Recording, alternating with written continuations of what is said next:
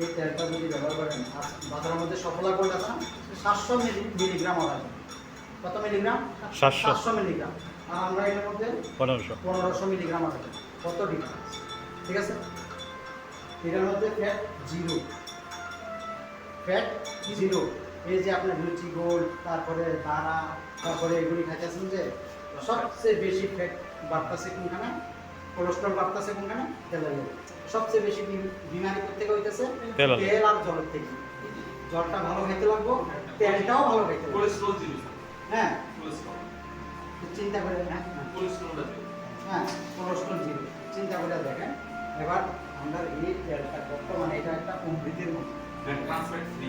Trans fat free, trans fat একদম zero, trans fat একদম zero. ক্ষতিকারক ফ্যাট। সাদা তেল এটা 18 লিটার আমি আর সেলের তেল দিয়েছি 24 টাকা তো এখানে আমার তারপরে বারবার বলছে যে বাসে থেকে সাদা তেল নেওয়া লাগে। আমি কিছু লাগবে না, এটা দিয়ে করো। তাহলে কিন্তু তোমার এটা লাগবে, আমি কিছু লাগবে না, এটা দিয়ে করো। যদি কোনো ভালো না হয় এটা আমি চিন্তা করবো, এটা দিয়ে রাখবো। 18 তেল এবং আমার সবচেয়ে সুন্দর রান্না লাগবে মাত্র 12 টাকা। মাত্র 12 টাকা তেল লাগবে। চূড়াটা হাততালি দাও। এটা বাস্তব।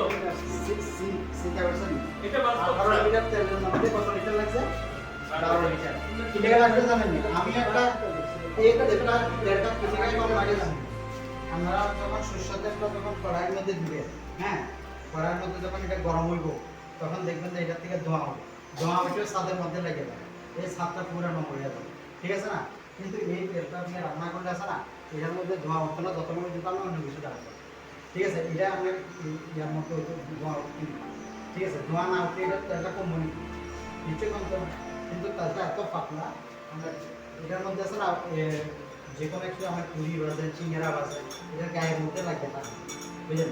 আমি ওই বাজার থেকে যদি তেল দিয়ে, সরষের তেল দিয়ে যদি রান্না করে পুরি বাজে, এরপরে আমি নিশ্চয় দিয়ে আবার সাফ করতে লাগে, তেলটা পরিষ্কার করতে লাগে, বা অনেকক্ষণ ধরে ওইখানে রাখতে হবে।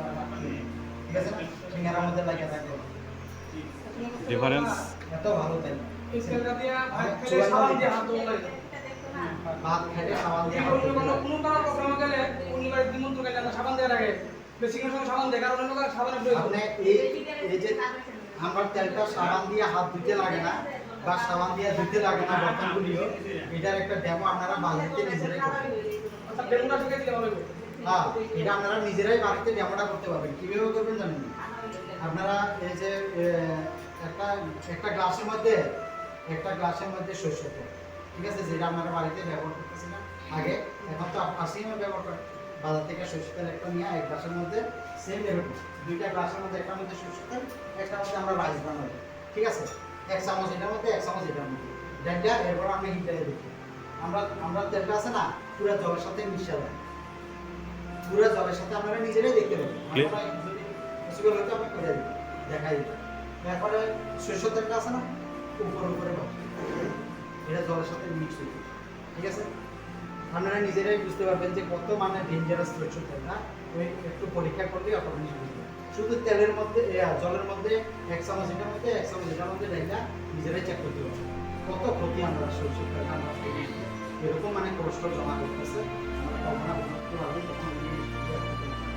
ঠিক আছে, এরপর আপনারা যেটা লিকুইড আছে না, লিকুইড বর্তন দেওয়ার যে লিকুইড 20 বার বর্তন দেওয়ার যে লিকুইড আছে বা সেমের মতো আছে, ঠিক আছে, 20 ওয়াট ওইটা 4-5 ফোঁটা একটা বর্তনের মধ্যে, ওইটার মধ্যে একটা 4-5 ফোঁটা দিয়ে লাগালে বুঝতে পারবেন যে কোনটা তাড়াতাড়ি পরিষ্কার করেছে।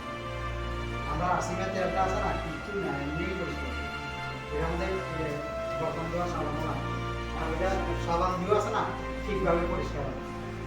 দেখতে পারবেন আপনারা নিজেরা বাড়িতে যদি। ঠিক আছে, তো এখন আমরা যে আগরতলাতে দেখতেছেন ডিফারেন্স দেখতেছেন, এরকম